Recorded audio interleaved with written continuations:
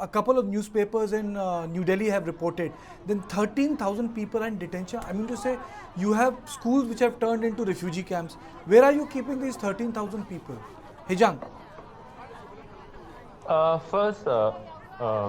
Kartikeya, first, I would also clarify on the EU Parliament discussion on Manipur issue. I think it would be wrong to say that EU is discussing only on religious perspective. EU was discussing more on the human right perspective. So human right was something which concerned the international community. Human right violation was something which concerned the international community. So that's why just projecting the religious perspective from this anger is something I think we have a myopic view on what EU was discussing.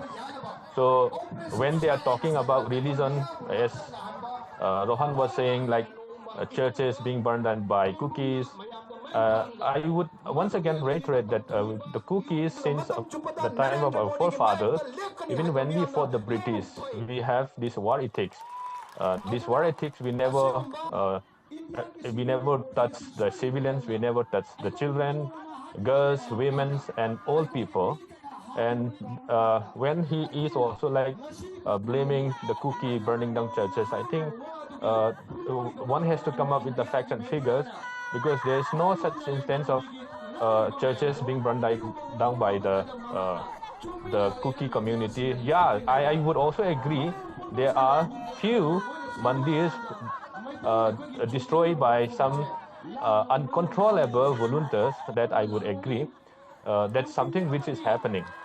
And coming to that point, Kokomi reaching out to EU Parliament is something a shame to the country also, because rather than reaching out to the Indian government, why are they reaching out to the European community? Is something which they brought shame to the sovereignty of India.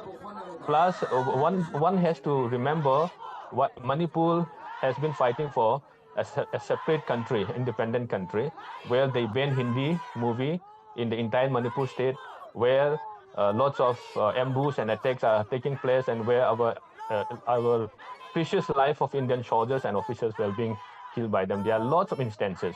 So that's why, apart from that, when they are bypassing the central government, Delhi, and reaching out to the European Union is nothing but a shame, bringing shame to the entire country, entire nation, of demeaning our sovereignty.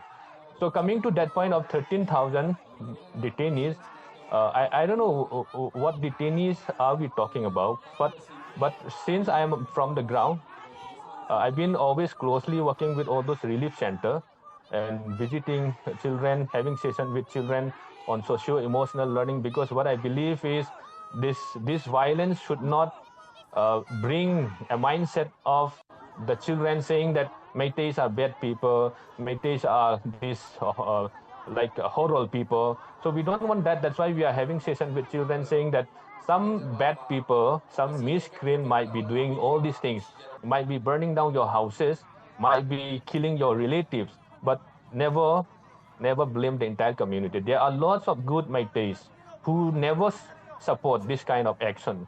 So that's, we have music session, we have some game session, we have some STEM, science, technology, and engineering, mathematics session with the children, where we are trying to also divert their mind of being traumatized by what they see, their houses being burned down, plus also trying to tell them that we must love every human equally.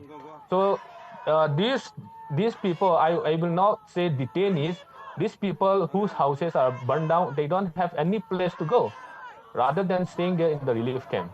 So I would not use detainees, but people who are taking shelters for survival, because the only thing they have is number one, the clothes they wore when they flee.